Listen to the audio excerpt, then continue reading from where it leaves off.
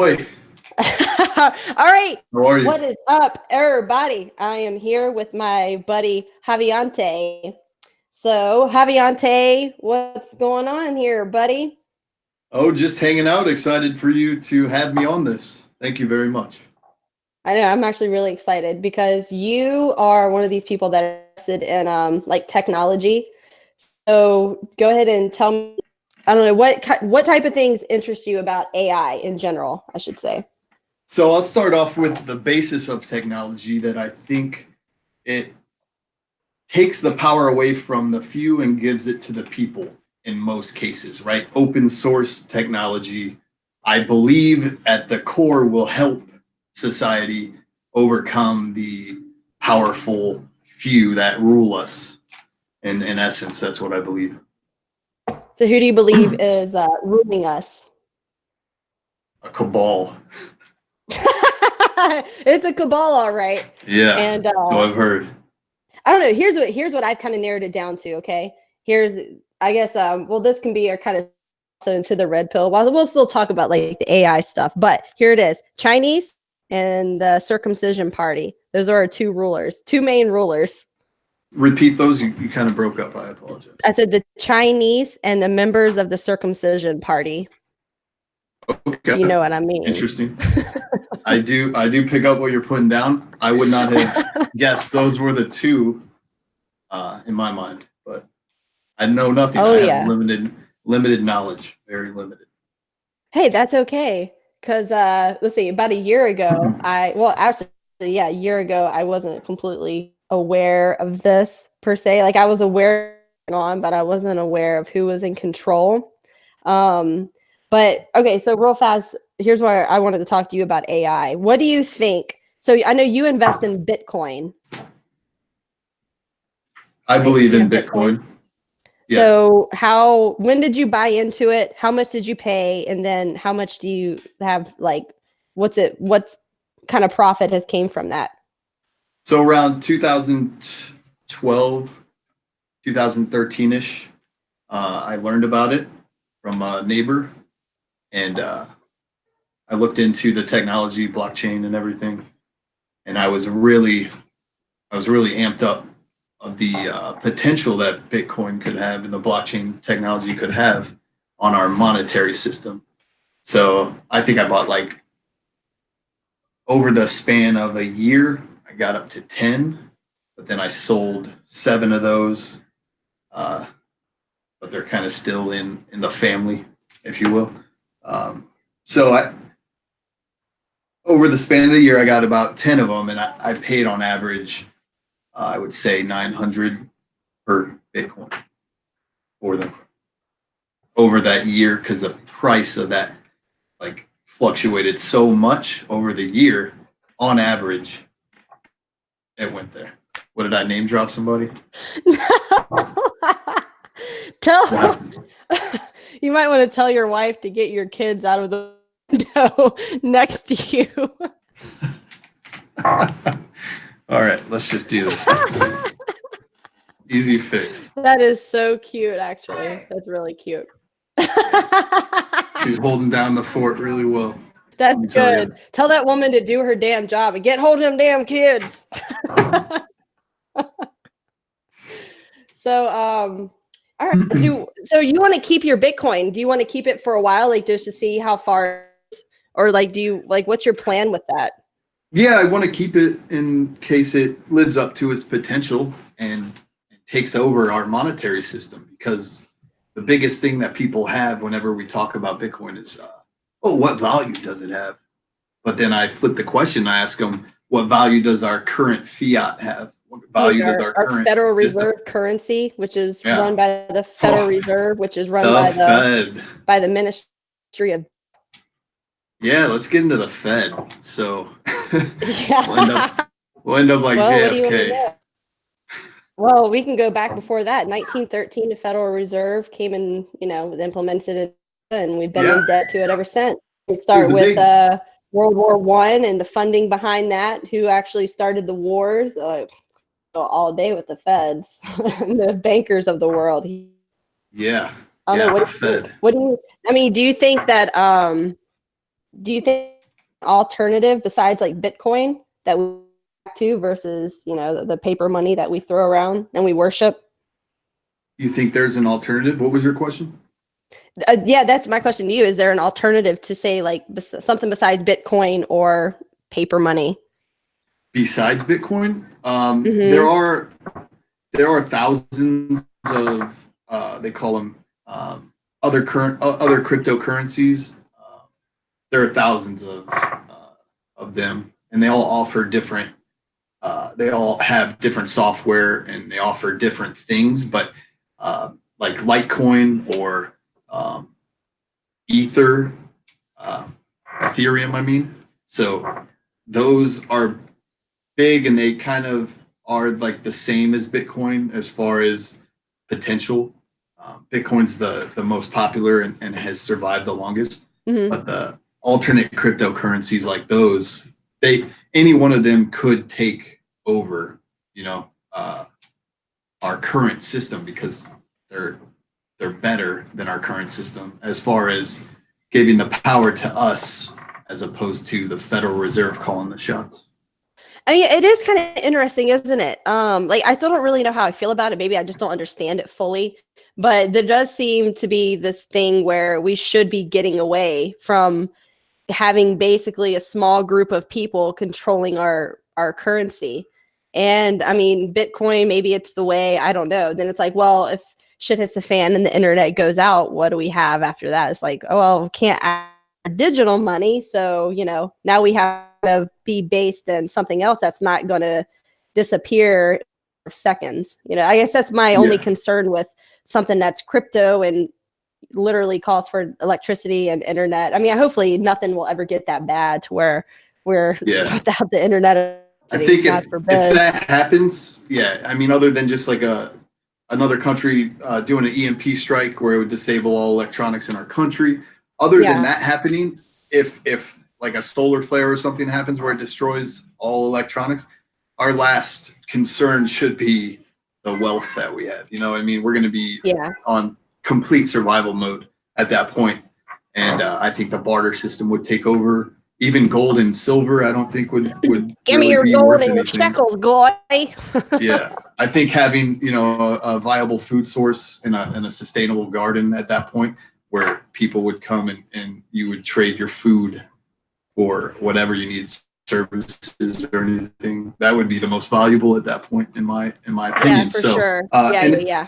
as far as the internet going down and people being worried about internet service providers shutting down and controlling that system, like let's say they don't want blockchain to take over, there is a thing called mesh networking, where as long as everyone has a device, we surpass, or we kind of go on a different route where we don't use the internet, but we use each other's phones as a network. And as long as everyone's connected to the same mesh, it's like a spider web.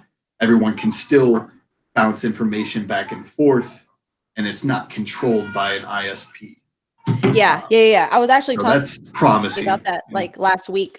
Just having direct access to each other where you don't have to go through an ISP. Like that to me sounds most desirable. I'm gonna turn my camera off. Yeah. My daughter's about to walk up. Okay. But that's interesting. And I don't know, like I also think there's something about maybe going back to our basics when it comes to having our own type of currency, like barter and trading, working in order for a good or service. I don't know, like something like that seems like it might be okay to also have. It's just I just don't like we have this one system of money, basically. It just seems so slavish to me. Like we're automatically, we're just slaves to it. Like we have no other option at this point, Which is Absolutely. really bizarre. And people buy into it so much they don't even question it. They don't even question why the Federal Reserve isn't even federally owned. Why are they able to take that name? It's just a mass hypnosis, a mass tricking of the people to think, it's controlled by the government. Oh, it's part of the country. Yeah, it's kind of like there's it's controlled, but I mean, I don't know. Is it controlled by the government? No, it's controlled by a bunch of freaking Jews. Exactly. Well, that's what I'm what it saying. is. They want the people to believe that it's controlled by the government with the name Federal Reserve, when in essence, in reality, it could be controlled with what you just said, which I'm kind of questioning. I don't know who is controlled by. All I know is that there seems to be a very, I would say, dismal system in place where, like, you look at alcohol's legal, cigarettes are legal, marijuana is illegal, psilocybin is illegal. Any kind of mind opening substances or drugs are basically illegal, but pharmaceuticals can make a synthetic version of it, sell it for insane amount of profits, and it's not the same. It's not natural. So you have all these things that are legal, and then they make the things that don't hurt you, the things that kind of make you open your eyes a little more, open your mind. They make those illegal, and just looking at that in our food system and our medicine, our medical system, you look at all those and you're like, if this is all controlled, which it seems to be, it seems like we're not in the best interest of No, of course. their I mean, mission statement. literally everything is controlled. And once people understand this, then we'll actually see some real change. Like, all right, you ready for your red pill, Javiante? Yeah, if you want to go there. I'm nervous, to be honest. I'm nervous to do it. I'm nervous too. Let's like segregate you from your real life. Like, this is, I don't know. I feel the last couple months, especially after I went down these rabbit holes of certain group of people, it's kind of black pilling in a way. And but here's the thing, like I'm glad okay, I'm a slave my whole life. Here, that's the truth. I've been a freaking slave, and I've been lied to my whole life about everything: science, history, who runs my government, who's in control of my country. And all of a sudden, once I opened up the box of, it's like, oh my God. It's I'm glad I know, though. Okay, I'm a slave, but at least I know that I'm a slave, and I know who my masters are. Although I take the Bob Marley route, like I've emancipated myself from mental slavery. Now, okay. But here I have to red pill. I just feel like, I don't know. Before we go down this, all right, go ahead. Before we go down the roller coaster, all right. Let's talk about slaves, right? So I think we are all debt slaves. And by we, I mean like middle class and below, right? They want us to buy houses. They say, mortgages is a good debt. There's no such thing as a good debt. Having a mortgage is not a good debt. It basically keeps you, it keeps you controlled. It keeps you, I have to make these payments. I have to keep going to this 9-to-5 job and to make ends meet. So I believe we're all debt slaves. So slavery is real. Indentured service. I really do believe that. And I think these technologies are promising, like AI, like blockchain technology, like we talked about before. There's a lot of technologies. I'm drawing blanks on the rest that I want to mention. But I think in essence, these technologies could help us improve our lives being slaves at the least, because you think about technology has made everyone's lives at least more convenient. You can argue if it's made it better, but at least more convenient, we all have AC, we all have refrigerators, even the poorest people in America, not the poorest, but poorest communities usually have a way to cool their food and keep it, unperished, So in that essence, we have those, I don't know why I keep saying in that essence, but we all have those commodities, right? And it just improves and improves the quality of life for everyone. And I think that it also takes away the power that these major institutions have and kind of feeds it down to the rest of us. Well, don't you think it's a little look at the odd? internet, right? What's a little odd? don't you think it's a little bit odd once you break down who's actually in control of all these institutions? I want you to tell me who are the owners of the banks? Who are the owners? Who's operating Hollywood? Who is operating the media? Who also is sitting in our current political seats right now that have dual citizenships to Israel? Like, these are questions that people actually need to start thinking about and taking seriously.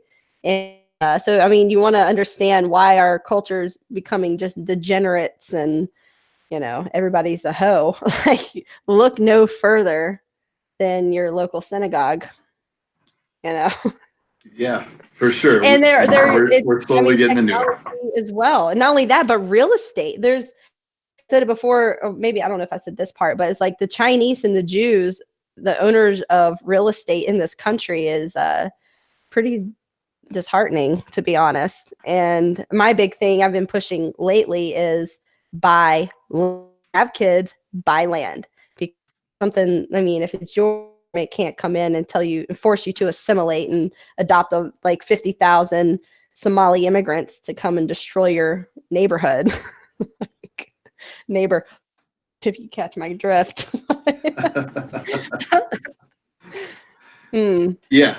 So I think that the more and more I learn or hear about, let's say, it kind of shakes my positive view of technology being kind of our savior, if you will, like AI. If AI takes over, if it becomes general intelligence and superhuman intelligence, the singularity happens, then, I had hope that could kind of help the world in a positive. But there's a lot of things that are shaking the confidence I have that all technology is good for us. And well, it's these people that run them. What scares is like the whole Chinese social credit system. Real, man. Like, it's literally real. They can scan the entire population. Well, I mean, I guess all the parts that have these cameras in 2 seconds, they'll immediately find your face if you're out in public.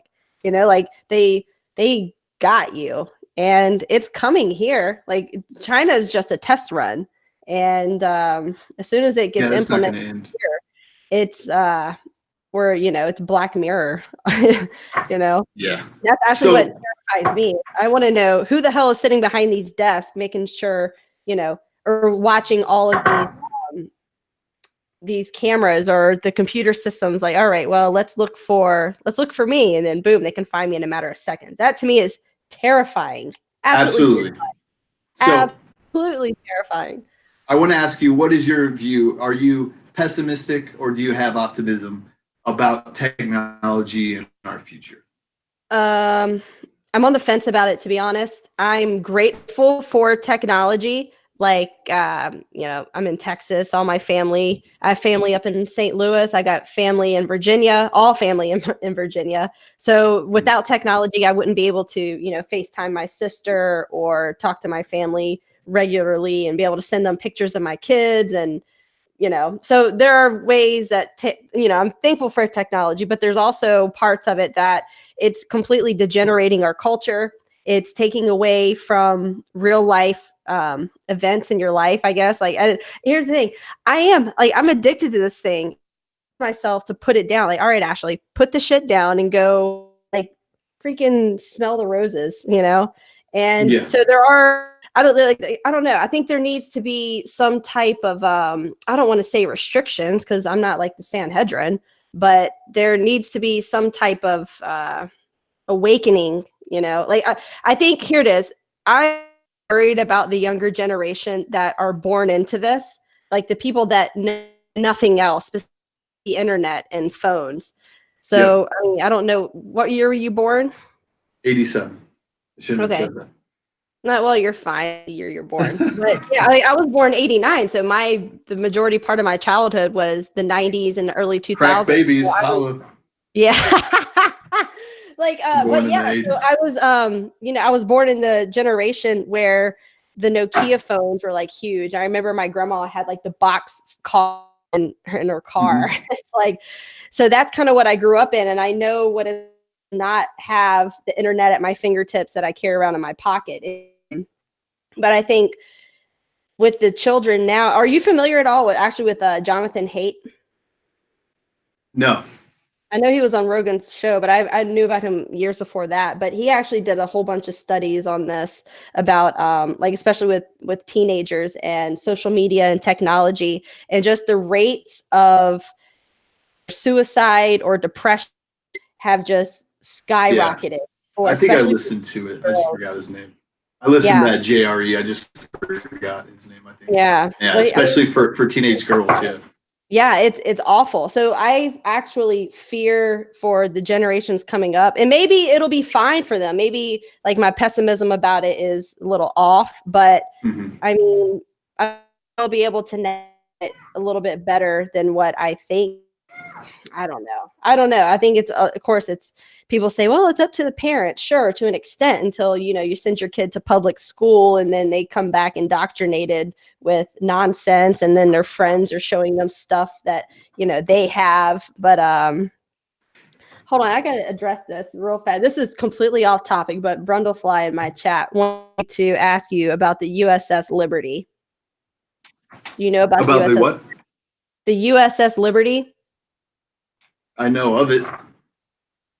So did you know that it was attacked by Israeli fighter jets? It was an American ship that was attacked by Israeli forces. Are you aware of that? This was 1967.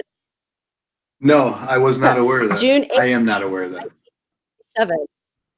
Yeah, it was a 6-day war, they call it, and Israeli forces literally attacked the U.S. What came of it? 6-day war, they call it. I'll have to look into it. Yeah, I'll have to research it for sure. It's the Jews basically being Jews. Like, this is just what they do. Javiante. I definitely want to get into this, but I had some things to say after your answer just now. Well, go ahead and we can get into it. Go ahead. Okay. I know I keep postponing it. Maybe I am more scared than I want to put off. I want to keep optimism. I want to Morpheus right now, Javiante. So you take the blue pill or the red pill? So what is the black pill? I have to ask. What is the black pill? The black pill? The black pill is basically when you're pessimistic. Like you don't have any future. That's what like you think it's just like a dim gloom, like the black pill. Makes sense now. Yeah. Okay. So I'm postponing it for sure, but I do have some points that I wanted to talk about. So about technology and the worry that kids these days won't have any control. But I think that's what it all boils down to. It's a mental health issue where, just like physical health, if you don't take care of yourself, if all you eat is fast food, if all you do is be sedentary, and when you come home from sitting in school all day, if you go straight to video games, if kids do that, they're not getting their energy out, they're eating really poorly, and they're going to be unhealthy because of the thing. It's a discipline issue, right? Mm-hmm. Same goes with these technologies. I think they're good, but they can be used for bad, or they can definitely be used for bad. But if you don't have a discipline, yeah, they're addicting and they play off our biological kind of trigger points where we get that dopamine hit if somebody likes our status or somebody shares something that we do or is live watching live stream. Mm-hmm. You get those dopamine hits, so they're trying to play off that. Facebook, Twitter, all these things. But I think it's just the same. If you can use this phone to get fast food, or you can use it to go to a Whole Foods and get nourishment, like actual nutritious foods. Same with your brain. You can feed it the information. So it's fun to do a little bit of both, but it's a discipline issue. And I think that's the biggest problem with our society these days. Creatures of comfort, lack of discipline, lack of accountability. I think that's the root of the problems, because if our society has those issues, no matter what comes out, it's not going to be good. You know what I mean? They're going to I use actually it. have I have a theory about why our dopamine hits are getting kind of pushed. And actually it came from understanding the human condition. And from what I understand, it's like the circumcision party loves to play off our human condition. And that's why a lot of things that are made by the members of this, the ministry of death like to push it. Like the pornography industry, they know how to hit people in the right spot. Like, you do know that too, right? That the circumcision party controls the porno industry.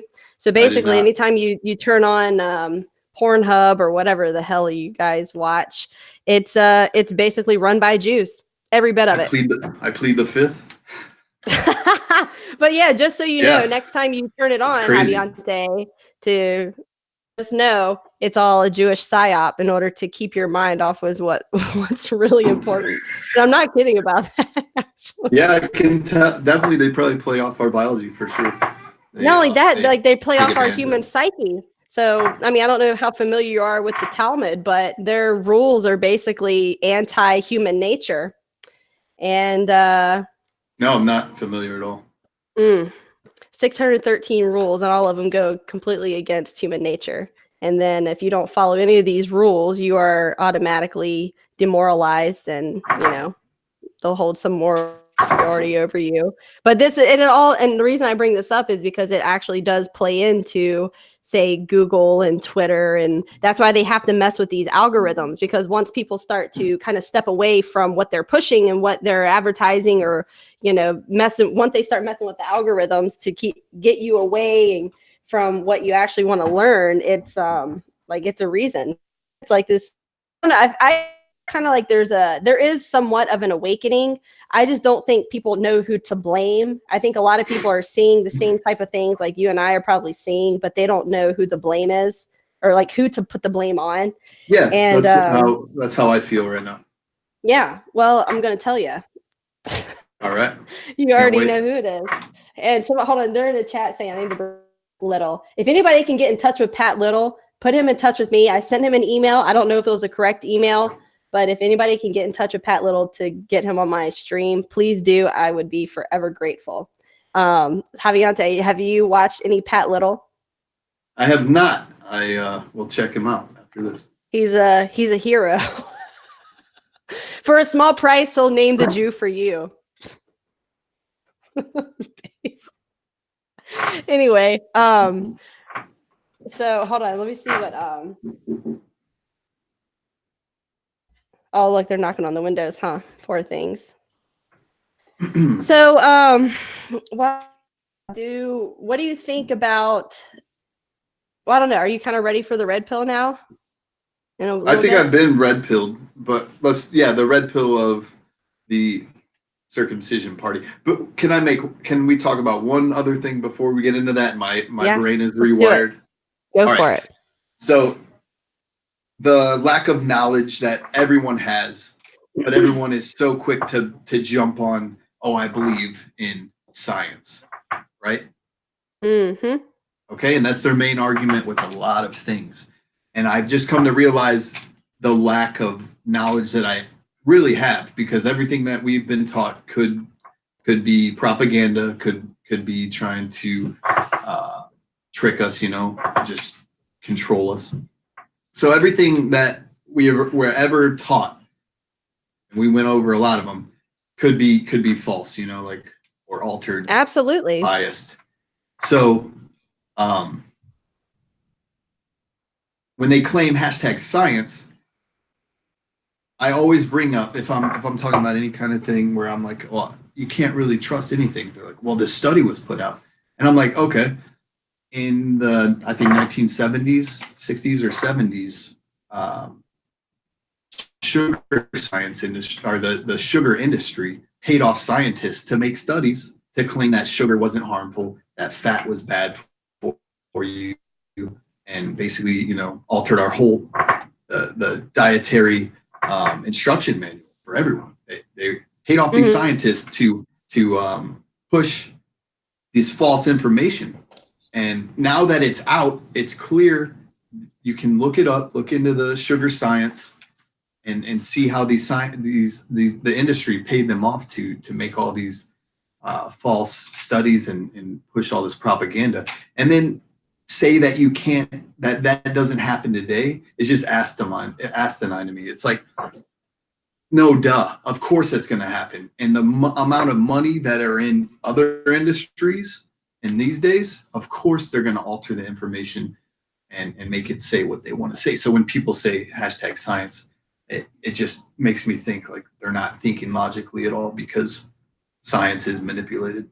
Well, not only that, but yeah, of course science is manipulated, but this is kind of my point is so when the empty talkers and the deceivers are out there pushing this stuff, just understand something, that they believe they hold moral superiority because they have a degree in something. And this is just the way these people operate, Javiante. Just understand this. So when you bring up, it's although science, it's, Steven Pinker says it's this, so therefore it must be true, right? And so what people have to understand is this is what they use. They'll hold this over your head, so you have to believe it because, hashtag science, and the only thing, and of course, like the implication is that there's no other answer. It is exactly what we say, and that's kind of it.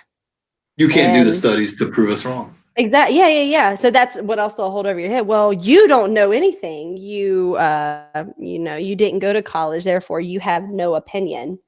Like, get real, Goy. Are you a Goy, Javiante? I hope not. No, you hope you are. A Goy is a non-Jew. You're a Gentile. Oh, okay. See, my lack of knowledge hurt me. It sounded too much like a soy, and I was like, no, I'm not a soy. So, hey, no coincidence there either. But I guess we have that. We have another issue with that. They're pushing soy, which also, okay. What do you think? All right, here we go. What do you think about the whole trans kids thing? So I know you have a couple kids. What would you do if you see your children, wanting to wear makeup? Or so are we talking about are we talking about my youngest one who isn't in school yet? Or are we talking about or either my one? Oldest one? Well, it's different answers for either one because is it the school, the education system that's kind of putting that into their mind, into his mind, or is it just my youngest getting into a makeup kit of my wife's and going and putting it on? You know what I mean? So if it's of course, that is a difference. So if it's, I wouldn't freak out if it was my youngest, but if it was my oldest and he was like, well, this is what they're talking about, they're teaching us, then I would kind of like lose my mind at the school. I would definitely have some words to speak to. Yeah. I'm pulling out my oldest daughter. Like she just finished kindergarten, right? But I ain't sending her back to them damn homo schools. Done, huh? Yeah. Although, like in Texas, it's pretty based. Although there was a time, and I'm sorry, I keep hearing that I repeat this, but yeah, they had a book in the book club, and I opened it, and it's two freaking queer chickens, like two roosters, two cocks. In which book club? Not the book club, book fair. I'm sorry if I said club. It's a book fair at her school that they had. Like they'll have them every few months, and I'm flipping through, and I found just one. And I'm looking through, and I'm like, "What the hell is this shit?" And it's like two roosters, of course. You can see the subversion, two cocks together relationship. And are they actually reading that in school? Is that? I mean, it was just a book that was offered for sale, and it wasn't like a teacher reading it. It was just one of these books that I saw in the book fair at my daughter's school, and like I don't even know what to say about that. What am I gonna do? Go up to the lady at the front desk, like, "Hey, there's a couple queer chickens in this book here. Like, what are we gonna do?" And but no, like not help it. They just get books from somebody, and then they sell them in school. But that's kind of how it happens, though, and it's kind of sad to me, especially being a parent in this day and age with global. Like, what are we supposed to have to start watching every single movie before we show it to our kids?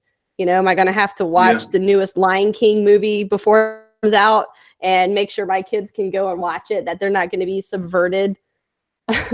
Yeah, But you see what I'm saying, though? And I'm dead serious about that. It is kind of scary considering who controls who controls Hollywood. So, you know? I want to make something clear that I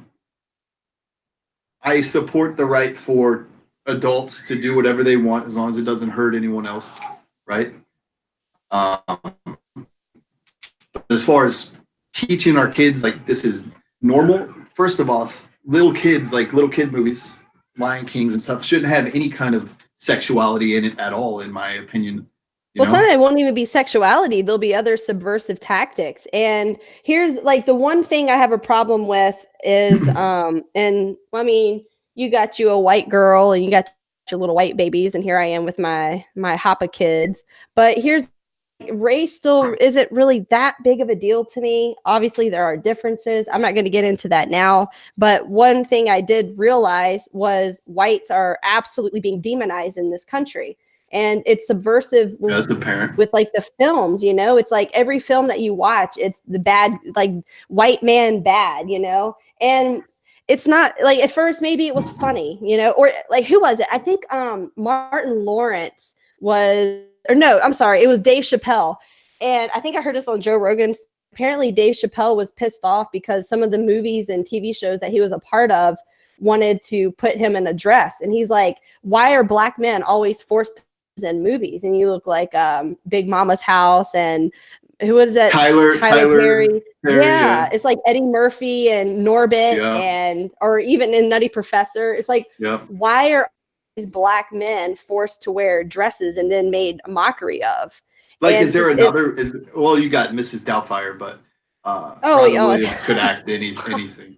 You know? Yeah, but like, but the thing is, I get it. It is kind of weird, yeah. It's weird, right? And it's also weird that literally, like, whites are being demonized, and I don't like that either because it's also filtering into the political sphere, and that only becomes dangerous because legislation like steps in, and then you have politicians that are basically, you know, pushing for, oh, he's a straight white male, therefore he's bad. Like when Alabama, I think it was Alabama. Somebody in the chat, correct me if I'm wrong, but Alabama had that whole abortion bill, and the governor, she signed a thing basically saying you can't have an abortion. And the whole cry was, look at all of these straight white men that are making decisions for women's bodies, and it's like, okay. And what the fuck is your point here? And so my whole big thing is like, all right, I see whites being demonized. I don't like that because I have white family members. I have white friends, and it's like, it's not good. So my whole thing is like just fucking leave white people alone. Stop trying to attack me with guilt off of something my ancestors didn't even do. Like my ancestors come from Germany. They came from here. They came from like England, other like Europe, that, you know, I didn't have slaves, so why am I being demonized for being the white oppressed privilege? Really disgusting, and I'll just touch on this real fast. But even my church, like churches are now institutions, and the church I attend is actually going to start doing something called racial reconciliation. And I had my pastor send me a link to some videos that's going to be discussed. And it's basically a white dude that sits down with this black guy, and it's the white guy basically cucking, like, how can I listen to the problems of the black people? Like, what? Pretty soon we're going to have a problem where white people are going to be like literally the devil. And the problem is, then you see like actual, what do you want to call them, white supremacists? And I'm not a white supremacist. I just don't want anybody, like literally anybody, to be ridiculed for the color of their skin. And automatically, I don't like the whole idea of group, you know, segregation, unless it's, I'm all about Christian segregation. I'll put it that way. But that's what happens because of the skin and the color of my daughter, like half, you know, they're half white, but they're going to be demonized for the half that is white, which actually it bores me. Like it's scary. Like, yeah. You know, so that's why I'm like, I don't know. I woke up to this in 2014 after the Ferguson, Missouri stuff. I'm like, oh shit, like white people better start being real careful. And then sure enough, I've just seen this kind of just play out, you know. And now I'm like, oh no, like I have nephews and then on hair blue baby boys, and I'm like, oh no. Like I hope to God nothing ever happens to them just because they're white, you know? It sucks. And that's what I'm really fighting against in this whole, I guess, the race war. Like, just fucking leave white people alone. We found the greatest country in the history of the world. You know, we fucking built this country. Identity politics is definitely a worrisome thing. Disgusting. Yeah. Absolutely.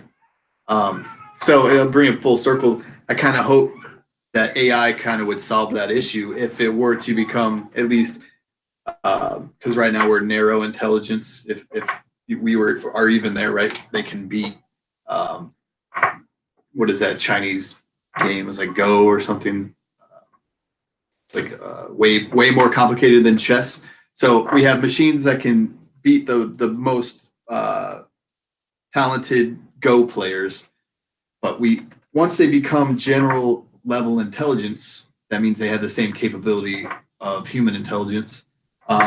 That's my hope, is that it will solve some of these issues, if not all. And I have this optimism about it because I feel, part of me actually feels, and you may think I'm crazy, that AI is a natural step in evolution from human, and we may combine into AI, you know, as cyborgs.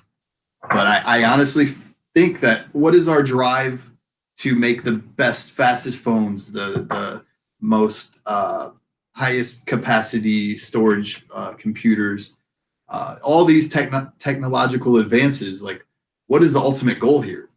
Our biology, we want the best and fastest things.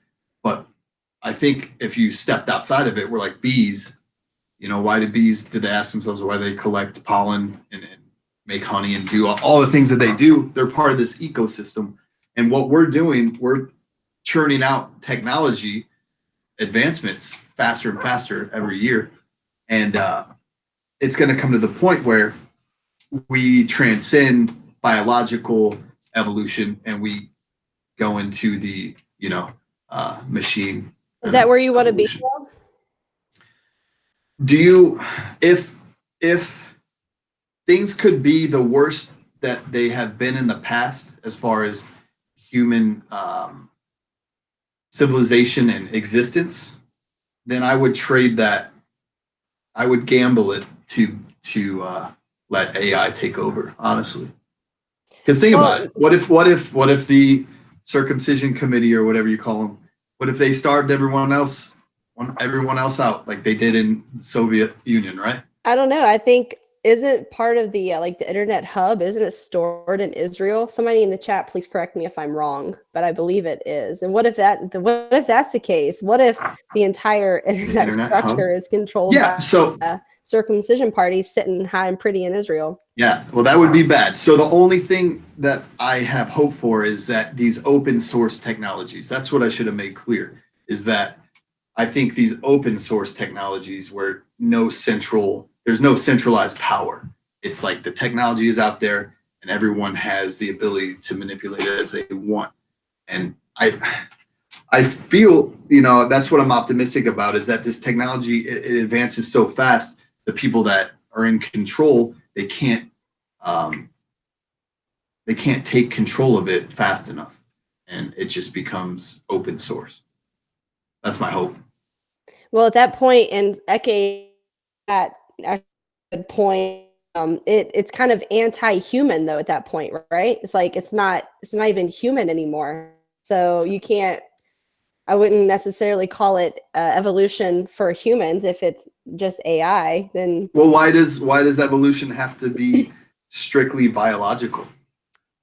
Well, I don't know. I think evolution is kind of a shady topic to begin with. Yeah, I never got red pilled on that, but I was unsure of it from the get go. I don't know what to believe. Yeah. I don't believe anything that I haven't learned in my own life since birth. I kind of question everything. So evolution's questionable as it is. Yeah, it's absolutely questionable. I don't know. I just don't. Here's what I want, man. You know what I freaking want? I want a farm. I want to be able to like get my hands dirty in a garden. You know, like I want to. Hmm. That's like that to me is being human. That's logos. Nature equals logos. Yeah, You know. absolutely. Definitely want to be able to do that. But then there's part of me that wants to explore other planets and Oh, the other planets do can some just kiss crazy my stuff ass. like that. I love this beautiful Yeah, earth that we live on. I just wish I it would love it stop too. being controlled by a very small, minuscule Yeah, amount of people. That's absolutely. I that's what I completely want. agree. Because the way that all these systems are set up, it's so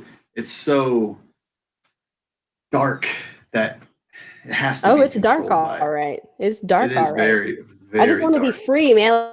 I, yeah, I'm a kind of a constitutionalist. Like, I want my freaking God-given rights to own land and own my weapons. And I mean, you have weapons. I do. You got a full stash of a full. If anybody's coming in your house, you got it covered, huh? Yeah, I'd say my arsenal is sufficient. Yeah. Well, that's good.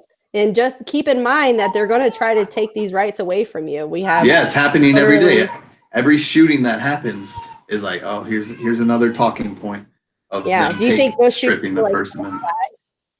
What's that?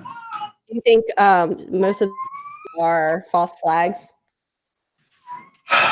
There's no way of me knowing, honestly. I think the whole Vegas shooting, there's a lot of holes in that official story. There's so many holes in all the official stories, though. You know what I mean? So as far as all shootings, I think some of them are real, but I think maybe some of the more high profile ones are manipulated at the least. Yeah. That's just me being a Yeah. Well, conspiracy it's theorist, you disgusting. I know. mean, they propagate it and then try to take your weapons. And it's always like the Oh, neo that's the goal. triple parentheses neoliberals that are pushing for this. Absolutely. And going back to like uh the white man bad, right? I think Hmm. the the media, let's just say the media The political Jew run party, media. right? I would say corporate run media, but who runs the corporations? I don't know. But so I lost my train of thought. Yeah, I forgot where we were going. So the media, Oh, and you're talking they about want to white keep man us bad. divided. They want to keep us Yeah. divided. They want us to fight with identity. They want us to fight with abortion. They want us to fight with gun rights. They want to keep everyone divided in left and right. You know, I'm not left and I'm not right. It's all just tactics to keep us not united and distracted. You know what I mean? Well, here's the other thing, and this was kind of my red pill / kind of black pill. Can we really be united? Like, how do we even become united? Because there are just differences among us, Mm-hmm. and it's like we have to have some type of foundation in order to be based to have something to fight for. You know, Well, here like we that's go. my biggest. Well, that's with like say more white nationalist type as well. Okay, you can band together based on your skin color, which it might work for a little bit, but then if you don't have anything else to based in, it's gonna fall apart because then the skin color becomes what you worship, you know. And that's where like I get it. Like I guess I kind of get the concept, but I'm more focused on like I want to be a base Christian and BTFO, the circumcision party, every time they come and try to shit on my Lord and Savior Jesus Christ. Amen. Amen. You know, it's like yeah, like that's what I don't know, man. That's kind of my main focus is we need to find something that we can all agree to be a part of and agree to fight for, or else I mean, it's going to die. Oh, but like I don't know. Put it this way: American Empire, and it's going to collapse. It's going to die. I don't know if you've ever read John Glubb's paper, The Fate of Empires, but I just read it again a few days ago, and we're nearing the end of it, man. And it's kind of blackpilling because it's like no, like I want to love my country, and I do, you know. But I have to what my country has become, and I have to understand like where tax dollars, like why are $3.3 billion going to Israel every single year? Like I just want to kind of know these things, and I don't know, I was kind of lost at this point. So you're saying that we're towards the end of civilization as we know it, according to that book? You think that's where we're at in the timeline? I think, well, I don't know. I mean, like, you had the Roman Empire that collapsed, and Rome's still there. You know, it's not what it was, I guess, but it's still there, still standing. As far as America, like once it collapsed, I don't know, we just kind of start again, and this is where it's like. Have you ever seen the Tytler cycle? No. So it's actually, I don't know, it's kind of, I think it's like 7 different stages, but the first stage, bondage, is spiritual faith. And you kind of have like the pioneer stage, as Sir John Glubb would say, where you do kind of start all over again. But you kind of have to have some base in order to even start again, or else whatever you start is just going to collapse all over again in a matter of, years. I don't know, like sit back and let it collapse. I guess so. Like, I don't want to be an empire dweller. Like, I want to be part of a republic, and I want to have, my God-given rights. And I want to trust that Harry is going to protect me should enemy, encroach on my land. Like, I don't want some Red Dawn, I guess, but. Yeah, to get to your point where like, can we all be united? And there are certain religions that definitely can't. I've been around the world, mostly to predominantly Muslim, Islamic countries, and I wholeheartedly believe that they are not going to adapt to anyone or any other culture except their own. So I don't think we can be united, the Western world, with them as much as the media is trying to push it. But I think they're trying to push this. Muslim immigrants, don't worry about it. What do you think of? Send them in your cities. I think it goes back to the cabal trying to keep us divided, because they know that they are not going to adapt to these cities that they are getting moved to, and they know it's going to cause a huge cultural clash and cause a bunch of issues, get people more divided, people more distracted, and they can continue on with holding their power. Yeah, absolutely. I saw, and I don't know if I sent it to our group chat that we were in, about somewhere in West Virginia. They pretty much tore down these houses.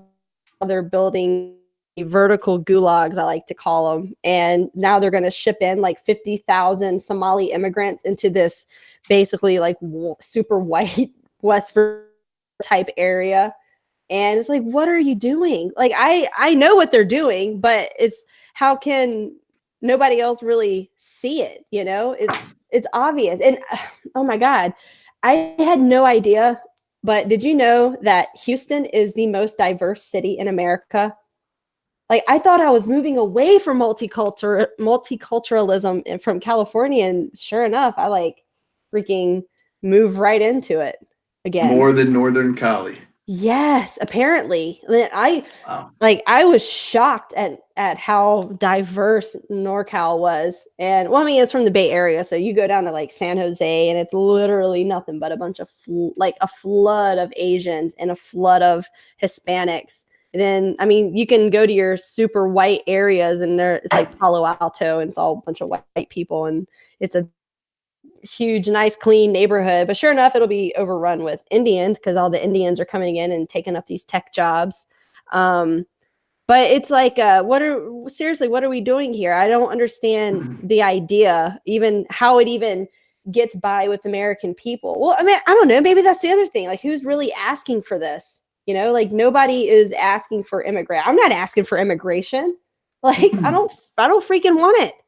Like, shut that shit down. It's not freaking fair. And apparently there was some stat that came out that been in office, I think it was within this last year, we've actually had more immigration than any other time. It's like, we're trying to push it.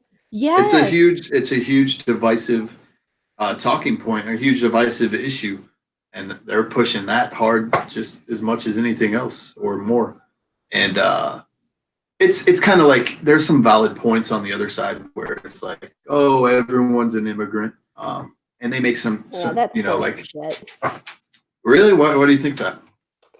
Because, like, I mean, It was at what different point? times. Well, yeah, of Yeah. course, but So were we they're- just coming from Europe, where people have basically the same fundamental beliefs. And it's not until you start incorporating like the Hindus and the Buddhists and of course like the Muslims, and then you let the circumcision party in as well, and then hell, that's all you have. Just let those people in, and then you're going to see, you know, your society just start to collapse from the banking, the media, the Hollywood, everything.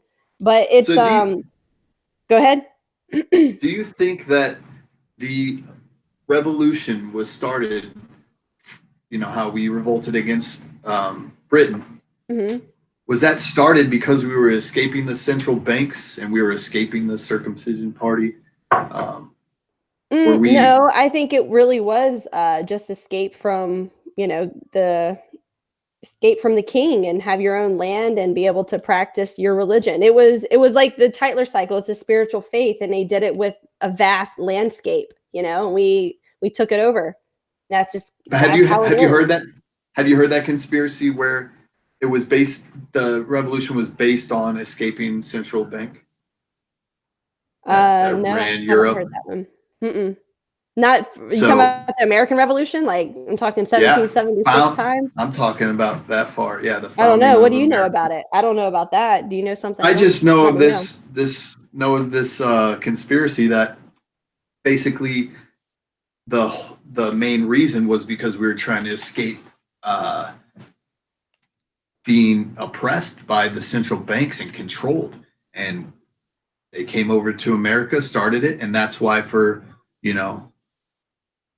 150 years or whatever, everything was good, and then 1913, the bank found its way. Because if you look at our Constitution and everything that America was founded on, it basically shut out the central banks. It shut out the control, the monetary control that the rest of the most powerful countries had. It shut them out. And then they sneakily made their way. Once generations passed and people forgot what really happened, they slithered their way in. Like a bunch of a brood of vipers is what happened. Yeah. Slithered their way. Because all they had to do was wait till generations passed, and they had control the whole time. And then they infiltrated and did the same thing that they did to the other countries, to America. They should have read Martin Luther's book a little bit more carefully, probably. I need to read that. The Jews and Their Lies. So I got to be honest, when I hear that, Jews are running things and it's kind of, hits on that anti-Semitic rhetoric, I think of movies like American History X and anti-Semitism. Yeah, I kind of, maybe I'm not predisposed, but I've been, I wouldn't say brainwashed. I want to ask you, how many white supremacist, like American History X type of people do you actually know? Me too. I don't know any of them. And like, I've had a family member that was literally like a white supremacist, like but it, yeah.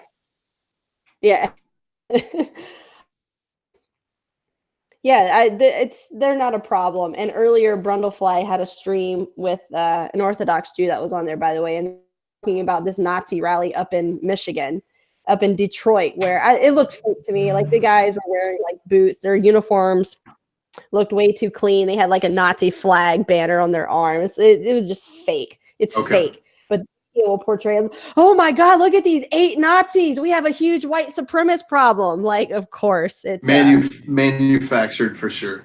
Yeah, it's manufactured Definitely outrage. Blown out That's of proportion. all it is. Yeah. And of course, like, I mean, algorithms on everything will be kind of tilted to subvert people. I don't think it's a problem. It might be like what? Just say it's, for the sake of argument, 20,000 people like Edward Okay. Norton character in American History X. Is it an issue? Yeah, that's a Is it an fraction. issue? I mean, Okay. I So wish that. here's Do what? before we get into it, you finish. You wish you were what, or you wish? No, You're gonna I say? mean, I think the reason that we even see these type of things emerge is because of laws that are passed. And like my biggest thing is legislation. And for the most part, like I'm pretty libertarian. And but that means like I don't want like I don't know why anybody would say a libertarian wants open borders. That's like stupid. But I'm still libertarian in the sense like I believe in freedom and I believe that discrimination should absolutely be part of our freedoms. Like if I want to open up a business and I don't want to serve Vietnamese people, I should have a right to do that. But what happens is when we have legislation to come in and say, you have to serve everybody, even the homosexuals that walk up in your cake shop, you know, although the Supreme Court ruled correctly in that, by the way. But that's kind of basically what it is, you know, like I want to have the freedom to discriminate, but what they're kind of forcing on us is you're not allowed to discriminate. Those red flags that are going off in your head, you're not allowed to act on those because you know that's racist, you know. So that's my whole issue is there should never be any type of legislation to tell you how you should think, and that's exactly what we're seeing. And because of that, you see a rise of like I don't like lives matter movement. Well, I could probably conspiracy like I'm sure it's definitely a conspiracy, but yeah, it was like the white people, like why are white people angry? Well, let's see, because news, you know, headlines are pushing white people stop having children because you're contributing to climate change. Like white people need to stop hiking so much because hiking is so white. And I'm like, that's what I'm sick of. And when you have this type of thing, you know, you have this propaganda being pushed, it's going to, well, all right, I'll give you an example. So in the Bible, in the book of Exodus, it's like the Jews are oppressed. Nobody ever really tells you why they're oppressed, but it's like, okay, why did Pharaoh put the Jews basically in concentration camps? You know, like why were they enslaved? Well, because it tells you right there in the Bible, applied greatly because oppressed. So what happens is the more you oppress people, the more actually going to tend to want to fight back and group together, you know? So I would, instead of saying we have a white nationalist problem, I'm using, you know, air quotes here. So yeah, before we say we have a white nationalist problem, maybe what we need to understand is why. Why is this happening? Is it because people like Americans are sick and tired of having their culture subverted? Are they sick and tired of having mass immigration that he asked for? Like, I don't care about what the problem is. I want to know why the problem even happened. Like that's what interests me, and that's what nobody really wants to talk. As soon as you start to break down the reasons that we see white nationalists, then okay, well let's why, huh? See what I'm saying? Yeah, Does that definitely, make sense? absolutely. So I agree with you that privately owned businesses should be able to discriminate. It gets tricky when like the opportunities, let's say a school will not let in a certain race or ethnicity, you know what I mean? So that's where it gets tricky because then you're diminishing opportunity for people to better themselves as Well, opposed to just buy a cake. Now, hear me out. So I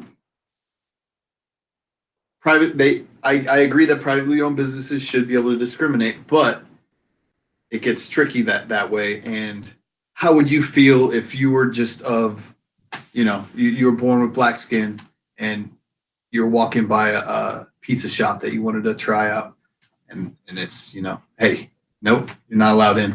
By the way, I was in Japan and they say no round eye, not welcome. No shit. freaking based Japanese people. Well, No Japan's round actually eye. an interesting So I know how study, it though, feels. isn't it? Like, it's an interesting study. Okay, well, since you actually had that experience, what was that like to you? I was like, I want sushi. You know, I want to try this shit. Hurt my feelings. No, literally, it was just, yeah. I was like, all right, on to the next. I'm just gonna go drink a Long Island iced tea somewhere else. Hmm. Eat some. Well, and like, I don't know. I think Japan is actually an interesting. It's a test study basically to see what an ethno state kind of looks like. And Israel's an ethno state. Israel's so freaking Yeah, that's interesting. big. What? You think Japan is bad? Like you can't go live in Israel, Javiante, because you are not Jewish, Yeah, basically. But they're Japan definitely. actually is an ethno state, and I'll give the Japanese, like, their culture's high. If you get arrested in Japan if you don't speak Japanese, then too bad for you. Like, deal with it. You know, their culture's not going to be subverted, It's although they do unwavering. have they got some weird stuff in Japan from what I hear. But it's Japan. It's the people, it's the culture, it's the food, it's everything. Like, it's Japan. Now, my issue is, like, have as America, like, and this is my one question I've been kind of pondering in my head is, what even is American anymore? Like, define what it means to be an American. What is, like, I can say, because I consider myself, I'm Appalachian, born and raised in the Shenandoah Valley of Virginia, born in Charlottesville. I was raised on, like, bluegrass, like a picking and a grinning type music, like flat foot. And I saw somebody posted a video on Twitter of people flat footing. I'm like, man, that's home. So I think American, and I think, honestly, like, Southern traditional cultures, like cornbread and baked beans and listening to bluegrass music while watching Dukes of Hazzard. Like, I don't know, like, I have this view in my head of what American is, but yet the media will put, or who was it? It was that freaking women's march and some lady wearing, like, an American flag. Like, she is American. Like, is she really American? You know? Yeah, I would say that, I would say that everyone's perception differs, but it's just being American is having your Free. inalienable rights, of the Constitution. That's what being American is having those rights and not persecuting anyone else that isn't causing harm to you. You know what I mean? Well, what about this? It's like, okay, who deserves those rights? Is it everybody? Because if it's everybody, if everybody in the world deserves the same rights that Americans have, then why aren't they taking over their own government to establish a constitution, to establish their God-given rights among its citizens? Like, why do they all have to come here to this country where my ancestors literally, like, a war? Like, why do they have to come here and reap the benefits of what my forefathers did? It's a And I know solid it point. sounds kind of crazy, but I'm being dead serious about this, and nobody really wants to talk about it, which is really unfortunate. It's a solid point, but I think it's more gray than just black and white like that. I don't think it's, hey, they're from a bad country and they don't deserve to come in. I think it's more gray than just that, because, like, our government has been known to overthrow countries and overthrow factions that totally disrupt the entire country. And I'm not saying it was good before we did that, but we definitely have altered many, many places. You take a look, we're talking about the Federal Reserve here. What is his name? Goodall. People that didn't want to take on the USD, right? They didn't want to take on the US dollar. Get eliminated. No matter, they could be genociding their own people. It's not until they say, "Hey, we're not gonna have U.S. dollar in our system," and then that's when we go and overthrow their leaders that are denying that. You look at Saddam Hussein. You look at Gaddafi Kafi. I'm saying his name wrong. Hillary's like, we came, we saw, he died. So. But interesting, I think you also have to look at who's pushing these wars, though, Javiante. I don't know. Central banks. Who's got the most? Who's got interest when it comes to starting war funding? Like, I mean, honestly, you can even go back to World War I. Go look at who was funding all these countries, and then who's kind of paying no attention to the juice behind the curtain. It's like every great war that's happened in the last couple centuries, there's always someone behind it. Definitely. So let's get into it. I'm ready. I've been slowly dropping. I feel like Jesus in the sense like it's like the parable of the mustard seed. I'm like trying to drop some on you and see which ones sprout. I'm totally like I'm overwhelming you right now, and I've like only barely scratched the surface on this. And I don't know, like I don't want to also seem too Fed posty, like make you. So is it true that Jews are responsible for the Soviet Union going through what it went through? The Bolsheviks? Yes. 80% of the people that were on this panel of, basically what to do were Jewish. And they had no issue with genociding millions upon millions of innocent people, whether by literal genocide or starvation. But don't you forget about that 6 million of the burnt offering, which, hey, here's an interesting fact. Did you know that the word Holocaust, you know what that actually means? No. You should look it up one day, what the word Holocaust means, and it'll be... Just tell me, just drop it. It's burnt sacrifice, like a burnt offering. That's what Holocaust means. Burnt offering. Yeah. I mean, I can go a little bit more into the Holocaust if you want me to, but I don't know. I don't know how much you want to be able to handle here, Javiante. Well, Ashley, I'm ready, for what you got. You know what I mean? Well, let me ask you this question. Do you think it would be possible today's day and age to round up 6 million illegal immigrants? In this day and age, to round them up? Yeah. Yes. How would you propose 6 million people? You think we could round up 6 million people in a matter of, I don't know, maybe a year, a few months? A year? Well, a year. I don't think a few months, but I think within a year. Yeah. 6 million? Well, yeah. Maybe if we had some crazy tech. I don't think we could. But I think the tech that the military has, if we went by the immigration force and the local police, then no. But if we're going with military, CIA, stuff like that, I think we could round them up. Yeah. If we use the CIA and the military. It would take a lot of work, right? It would take a lot of technology. It would take a lot of work by the military. Would you agree? So now you want to tell me in 1942 that 6 million Jews were round up and put in chambers? No evidence for that either, by the way. Yeah, why were they so passive in leaving their homes, getting on trains? Were they really going to? I'm just going with this. With what we're taught, right? I always question myself, or I always question that the fact they were so passive in being herded, like maybe their country was overthrown, so they had soldiers that came in and rounded everyone up, right? Civilians. I guess part of me thinks they agreed to do that because they wouldn't fathom that people could be so gruesome and do everything that we were taught happened to them. Maybe they were just like, oh, we're just going to be, I guess, not prisoners of war, but I don't know.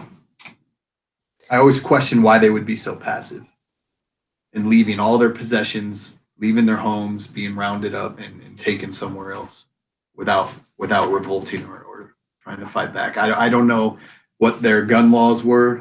I don't know what kind of cities they lived in. So, well, all right. And I know we talked about this earlier. What's the reason behind seeing the rise of white nationalists? Right, there has to be a reason. They just don't spring up out of nowhere, right? So why do you think? I don't know. Why do you think it would be the Jews that would be rounded up? I have no idea. Well, you have to go back to the Weimar Republic. Well, obviously, what we were taught is that Hitler viewed them as a varmint, and convinced everyone, We need to take Has them out. termites. Make sure you spray. Everybody, it is summertime, by the way. Make sure you do spray for termites around your house. But yeah. Hitler kind of had that view. Yeah, sure. Right. But he had that against everyone that was not of Aryan descent, pure Aryan descent. But why? Why though? Like, I want to know why. And actually, so I went searching for this answer. And you know what I came to? The Weimar Republic. Yeah, I don't know about that. Nobody does. Trust me. Like, this is all still new to me, and I'm still learning about it. But basically, in Weimar, it mostly happened in Berlin. But they were pushing the same type of bullshit you see nowadays with globo-homoism and like what trans people. 1920s or so, 1920s, 30s, right before Hitler got elected. In which, by the way, Hitler was the majority of his voters were actually women. Did you know that? No. Yeah. And now you kind of wonder why. It's like, I notice a lot of moms are kind of concerned about what they see going on.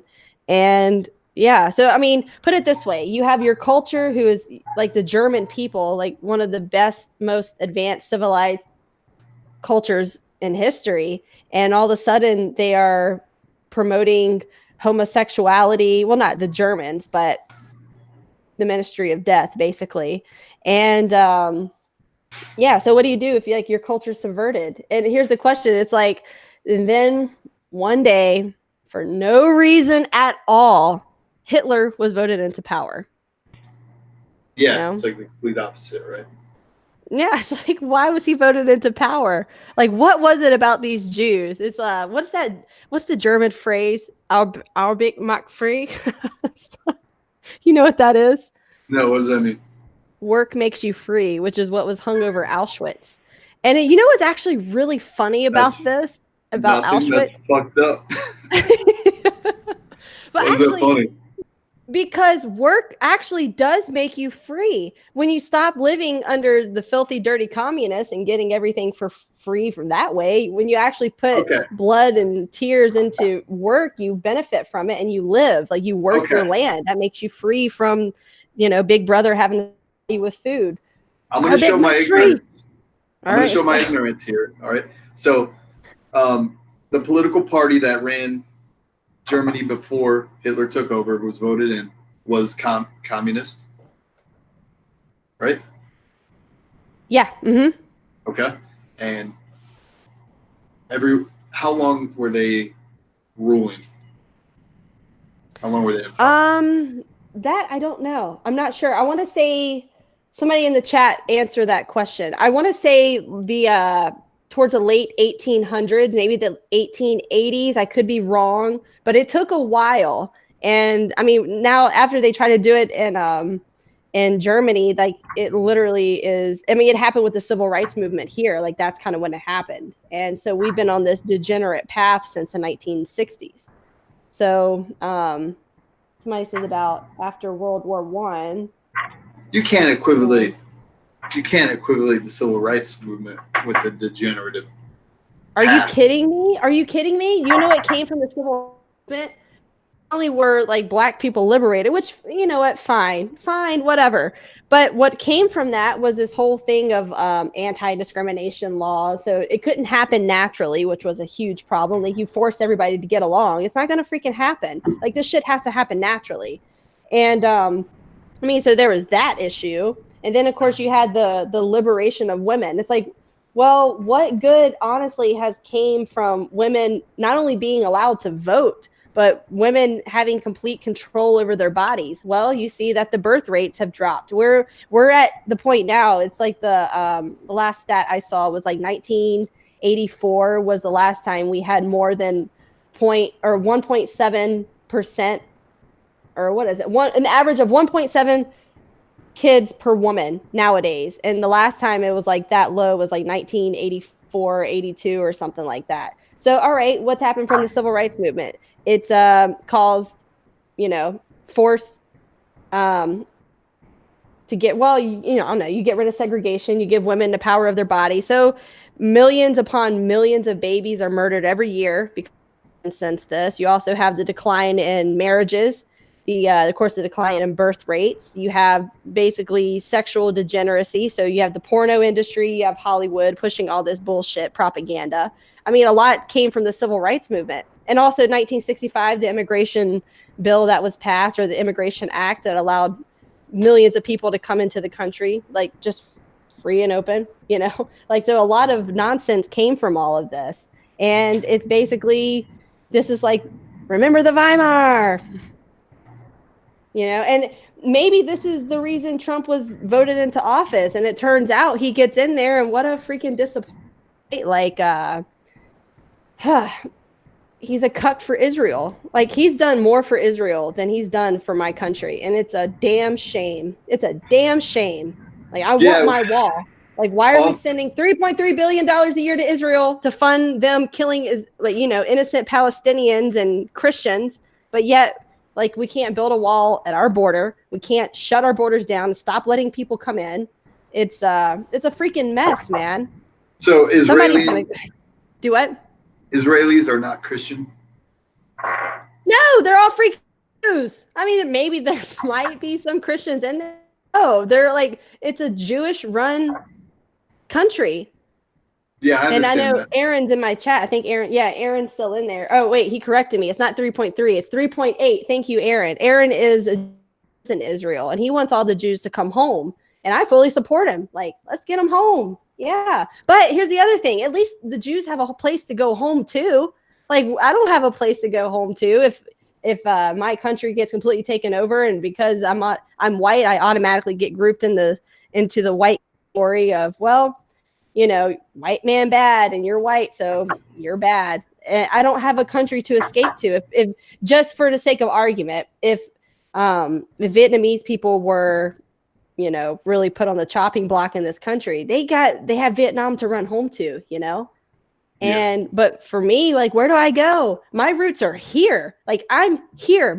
I'm Appalachian. I swear. Like, there's a new breed of people in the Virginias and in Carolinas, and I'm one of them. Like, that's my home. But if I can't go there, and I don't, like, what would happen if I go home and the majority of the population is like Indian people? It's not my home anymore. It's not my people. They don't share the culture, the heritage with me. No, instead it's going to be like falafel lunches in high school or some shit, you know? Like, that's what I really care about more than anything. I care about culture and traditions and heritage, you know? Like, yes, ancestors come from Germany and Europe, but I don't relate to that. That's not me. Like, me is Appalachian, Blue Ridge Mountain, bluegrass, you know, picking and grinning. Yeah, so, for sure. At least the Jews have a place to run home to. So the Jews basically they run everything. This is the red pill. They run everything. I mean, you just look at it, man, and trust me, I know this is like a hard red pill to swallow. If I'm going too much, just let me know, and I'll put you in on another day if you want to learn more about it. So actually, hold on. There was a list here of what we can do. Every major media corporation, whether it's Fox News, CNN, CBS, MSNBC, you name it, Google, Facebook, everything is run by a Jew. The ADL, the Anti-Defamation League. I'm sure you're aware of the recent cleansing of YouTube channels and other people's accounts on social media. You're aware of that, right? Repeat that. Are you aware that they went through like YouTube and started to take down people's channels, videos and whatnot? Yeah. Do you know where YouTube gets their recommendations from? No. The ADL. The ADL proudly propagates that. Like they say it loud, say it proud. So the ADL is the Anti-Defamation League, and actually, give me 1 second here, and I'm going to show you this. I'll do a screen share, and I'm going to let you look at this. Hold on here. You guys are going to see what books I have if I'm reading from my computer. So, but share your entire screen. Share. All right, let's look at here. So this is ADLs. Can you see it okay? Yeah. All right, so this is the ADL's homepage right here. And you'll see, oh, look, first thing, what do you have? Combating anti-Semitism in 2019. So basically, it's like I like to call it the JDL. It's the basic. It's basically the Jewish defamation. But yeah, so these are the same people that are. It's a nonprofit organization, and somehow or another, they have complete control over everything that we see. It's basically it's 1984. We're Orwellian dystopia where you can't think wrongly or else anti-Semitism. But yeah, this is it. Oh my God, look at that heat map. Check out, look at, oh man.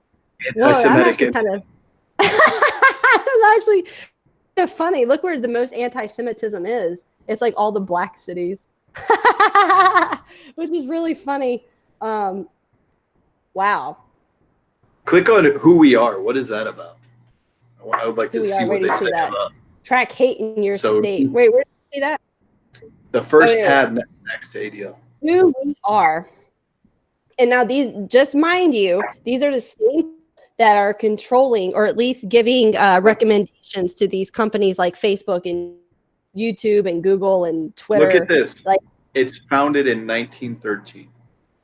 Oh, is that a coincidence, Javier? Founded in 1913. Remind me what happened in 1913? Yeah, the central bank took over in America. Look at this. Anti-Semitism begins with the Jews, but never ends with Jews. Denying the Holocaust.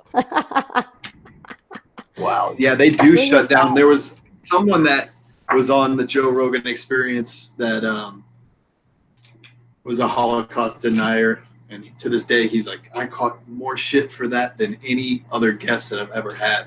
They shut him down. They just won't let anyone that associates with that guy or any anti-Holocaust or Holocaust denier, they're so deplatformed, it's not even funny.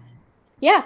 Now, don't you want to know, like it isn't why don't they debate them? Red flags for you though? Like, don't you think it's weird that they shut it down? Anything that is not debatable is a huge red flag. When people don't want to debate someone and beat them with their ideas, but then just shut them down because even entertaining their ideas is hateful. It's like, no, shut it. It's just like it goes back to the private businesses being able to discriminate, right? Let them do that, and then people can choose to eat there or not. I probably would bet in this. I probably would bet in this day and age, if you did that, you're not going to stay open for very long. You're not going to make much profit. You're going to have a lot of customers. I agree. So, but it's the same with having someone debate something that is hot topic, like a hot topic, like, let them debate. And if don't stop them from being able to share their ideas because that's the whole point though. It's like, why are they shutting down? How shitty. Yeah, exactly. They don't want them to talk because they cannot win, and they cannot win a debate of ideas. So I don't mean to get too biblical on you, but there's actually one of the most red pilling things that I ever read was in John, and it said, and this is why, for me, literally speaking the truth, no matter what truth it is, you speak it. Do not lie. So, and that comes with everything. Like if the Holocaust is bullshit and it's true that it's bullshit, then freaking tell it. Why is it being taught to taught to me in school to believe it? If it's not true, then it's not true. And so one of the most red pilling things for me, I've read the book of John, chapter 3 says, for everyone who does wicked things hates the light and does not come to the light, lest his work should be exposed. So basically that's exactly what it is. It's like these people hate the truth. They hate the light. So they hide from it. So what do they do instead of hiding? Well, let's just go in and clean out these accounts that are basically telling truth, and they deem it hate speech in order to have the authority. And that's the other thing you have to understand about the Javiente is they believe that they not only are God's chosen people, but they have moral authority over everything that, you're considered not qualified to have opinions on. So if I want to come on here and talk about anything I want to, then they'll come in like, well, you don't have a college and you only have 500 subscribers on your YouTube channel. Like you're nothing. You don't have an opinion. Well, Yeah, maybe, but you're not if it's indoctrinated. true, I'm gonna speak it. Like that's just me. But that's I don't know. You have to. People need to understand this. I think more people need to go off their intuition. Just obviously do research and everything, but know that a lot of information, take it with a grain of salt. You know what I mean? Like, don't take everything at face value, but have an intuition about what's kind of going on and kind of look at the big picture. And it is making a lot of sense. I don't know if I would believe that the Holocaust is fake. I haven't really listened to any arguments because they shut it all down. I haven't looked into it. That should be all the reason to want to look into it. Yeah, I know. But does it affect my life? Yeah, it at the end of the day, it probably does hugely. Yeah. Yeah. But yeah, I just haven't. So my bad. So I haven't looked into that, but I do have this intuition that we are controlled, all of our systems. And the one place you need to look is just the Federal Reserve. And you ask yourself, why are they able to call themselves federal? Why do governments, I say governments, own or owe them money? They're actually like who? This is the thing. It also hold on. Actually, I'm gonna look this up, but I'm gonna tell you about it. So, are you aware that the Jewish people are actually? Do you know what usury is? Are you aware of usury? I am not. And Melchizedek, help me with this quote. I know you know what I'm talking about. If you can help me find the quote of usury in, I think it's like Leviticus or Exodus or maybe. So usury is basically when you loan money to somebody, or I mean, you can loan anything, I guess, and you basically charge them an outstanding amount of interest. And so what the Jews believe, and this is in their Torah, and this is why I think reading the Bible is extremely important into this, because once you understand the Bible, you understand how these people operate. Okay, so, are we talking Old Testament? Or are we talking New Testament? Old Testament. Old Testament. The Torah is the first 5 books of the Bible. So Genesis, Exodus, Leviticus, Numbers, and Deuteronomy. That's like their base. So, but the Jews actually believe not doing usury to each other. They'll only do it to the Gentiles. Everybody that's not Jewish, basically, like, oh, do whatever usury you want to. But don't do it to our bloodline. Yeah, exactly. Which might actually be, and to give the Jews credit, Deuteronomy 23:20. Thank you, Melky. And all right, here it is. I just flipped to it. So this is in the Bible. This is in Deuteronomy. Okay, you ready for this? Yeah. You may charge a foreigner interest, but you may not charge your brother interest, that the Lord your God may bless you and all that you undertake in the land that you're entering to take possession of it. And what I don't think a lot of people understand is how genocidal and horrible the Old Testament is. Like, I know you've heard of Sodom and Gomorrah. You've heard about that. There's like flaming homo. It's globo homo in the old days of the Bible, and God, fire and brimstone, destroying it, And so this is what people need to understand. Like, this is just typical circumcision party nature. And it's funny because and Aaron's in the chat, and Aaron, correct me if I'm wrong, but this is kind of just what the Jew does. Hold on. So the Jews do that to other countries, or the Jews just operate that way in their own country? Like, they operate because this is what they believe, man. Like, this is literally this. I'm reading you from the Bible, and this is where I really want to wake up my Christian brothers and sisters out there. Like, guys, pay attention here. You said that God rained down fire and brimstone at the Globo Homo Society, right? Yeah. So Lot and his wife. So then you're saying the Jews still do that, but they adhere to that book. But they adhere to that book, so why would they operate that way if fire and brimstone is in their future? This question. Let me ask you this question. What would you do if you truly believed you were God's chosen people?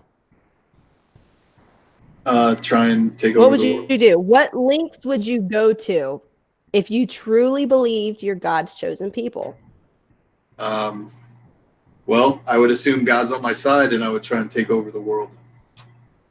and try and get everyone to be God's chosen people. What else You're would you getting do? it, Javi. You're slowly getting it. I know it sounds crazy, right? Like when you're saying this out loud, you're like, this can't be real. But then you start about history and it's like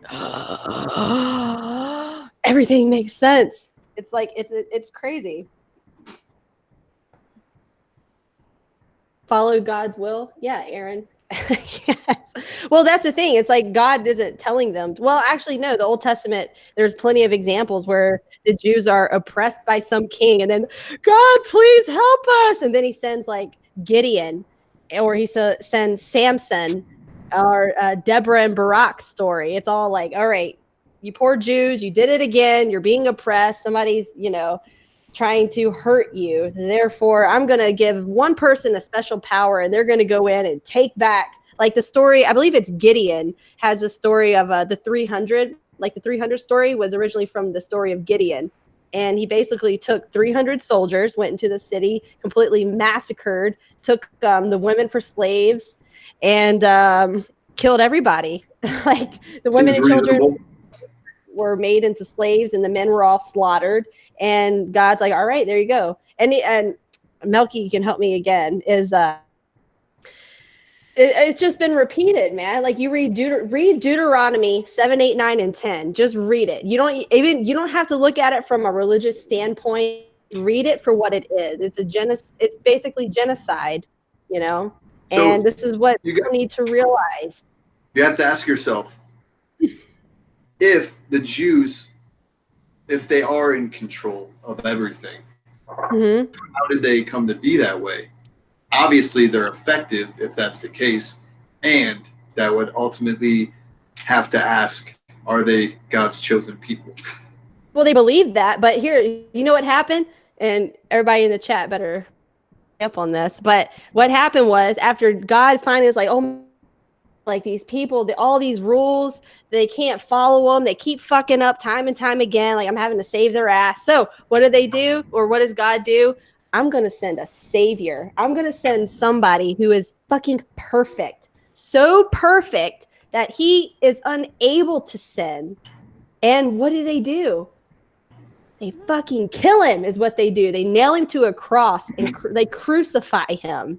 Yep. Because he basically came in and BTFO'd all the Jews in Matthew 5, 6, and 7. Basically, listen up, Jews. You've been doing it all wrong, and I'm here to fix it. And that's what he did. And what did? They got all pissed off because he wasn't following the Jewish laws, and they killed him for it. And that's why I really push for supersessionism, which is replacement theology.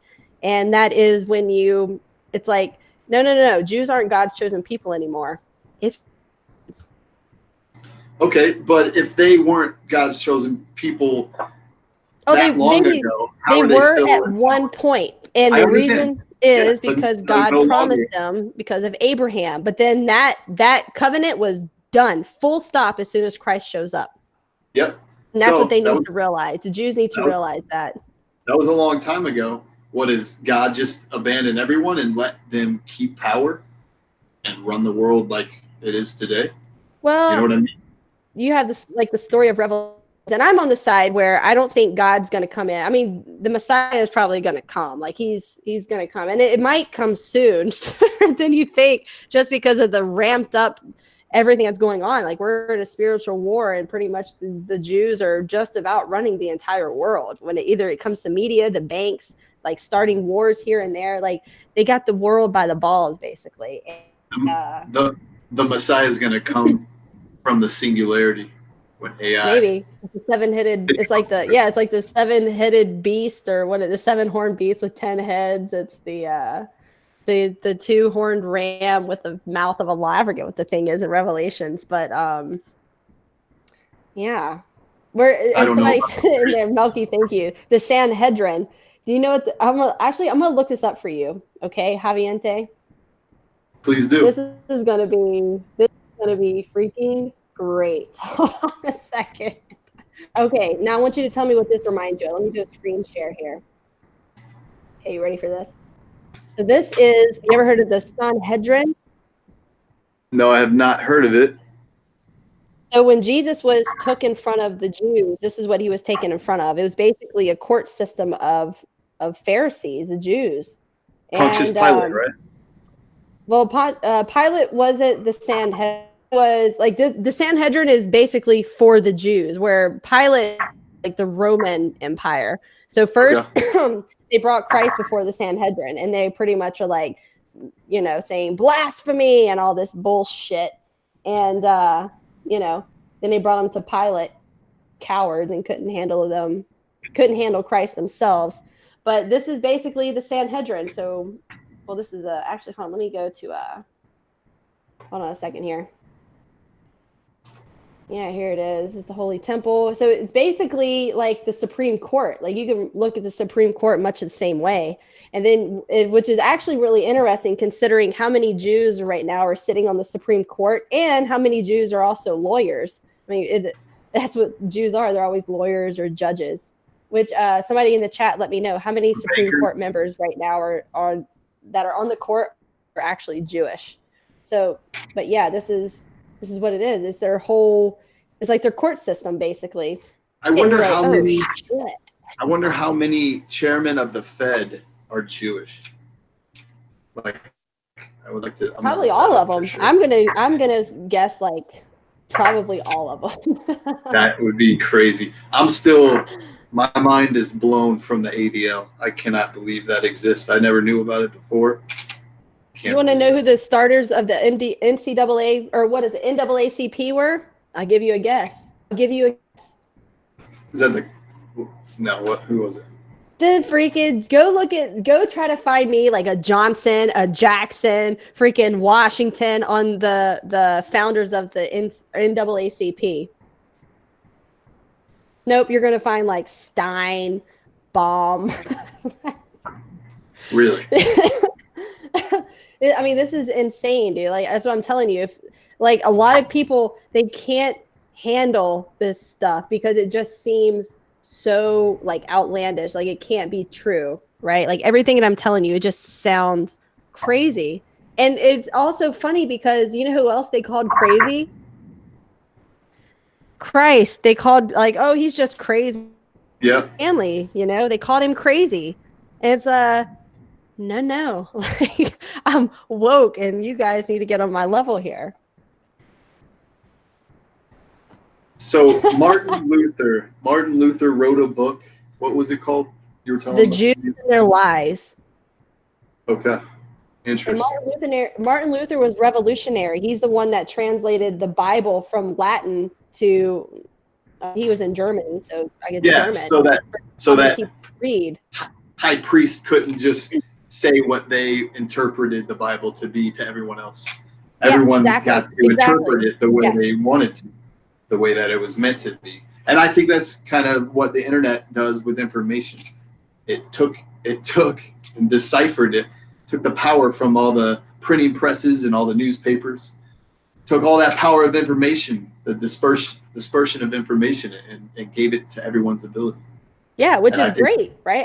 It's great. Hey, but then we got the ADL coming in and regulating what information is spread about there. Yes. So why is it that a nonprofit organization with strong Jewish ties is determining our base? It's like wrong think, you know, like it literally is. Have you ever read 1984? No, but I know the gist of it. We're in it, man. I suggest everybody read this book. Everybody. Like I don't want to believe that Orwell was fucking woke. You know he was. I don't want to believe that we're in it because then that means we're in a dystopian future. I want a utopia. Oh, we are. We're in an empire run by Jews. Yeah, but I feel like whoever it is, it is crazy. All these owners of companies have Jewish ties and all this stuff. I'm not completely sold. I'm going to have to read into all this stuff. Okay. But I do think that a few have power over the many, and it is dark, but I have an optimism that our future will be bright.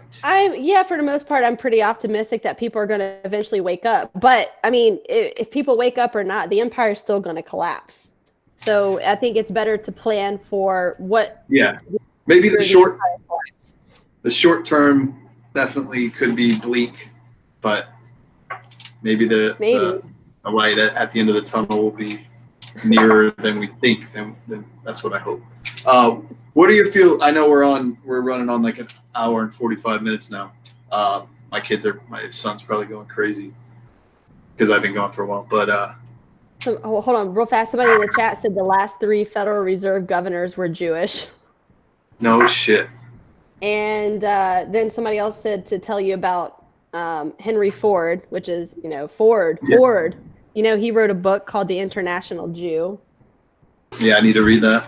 Solzhenitsyn, 200 Years Together. Another good book to read is Kevin McDonald's Culture of Critique. I mean, this is a lot. And I'm still reading Culture of Critique. Mostly because I have to read it on the computer because Amazon banned the book. So now I have to read it on the computer. That's scary. That is scary. Where can you buy them? Huh? It's just crazy that they ban books. It's the modern day book burning, Well, see, the difference is like Hitler was burning these faggotry books, whereas, the Jews want to burn books that talk about them only. But look, this is just like, I feel like I went way too hard on you, and I'm sorry because I'll get everywhere. Like, I get so excited about talking about this. I'm going to send you Pat Little videos. So you, I feel like I'm like a female version of Pat Little. Like this guy, real quick. He was making like over $100,000 a year working in Silicon Valley, was in the U.S. Marine Corps, and all of a sudden he got red pilled on the JQ, quits his job. I'm pretty sure, I could be wrong about this, that he's going through some things with his family and his wife, but he don't care because this guy is out for truth, and he basically goes the streets like naming the Jew to people, but he does it in a way like people are gonna be like, this guy is crazy. But that's what happened with him. Like that's not happening to me, but I feel like I'm so energized after learning all of this stuff. I just want to share it with everybody. But now I'm having to like navigate, how do I do this without turning people away? Like this is kind of I mean, you didn't overwhelm me with info. We're just talking ideas, you know what I mean? And you talk ideas. I'm telling you the truth, brother. You are dropping some bombs. You're dropping some truth, but I'm gonna have to research it all. So don't think that you overwhelm me. I understand you want everyone to know this. SPLC, Southern Poverty Law Center. Now, all right, I'll give you this before we kind of end it here. But SPLC, ADL, it's like neocons, neoliberals. You have like the Zionist shills, then you have like the open border Jews that are like, multiculturalism is the best way for white people to survive, Yeah. But they're both Jewish run operations. The civil rights movement, there's a Jew behind that. I would even argue pretty much everything from like the Civil War, there's some Jew behind the curtain rubbing them hands together, That is pretty interesting. But that's the thing, like, and I'm not, and I will say this, full disclosure or full whatever, I'm not advocating for violence on absolutely anybody. A matter of fact, I think genociding people is horrific, and I totally abhor that idea. And but anyway, yeah, like I don't want to see anybody hurt or killed, nothing like that.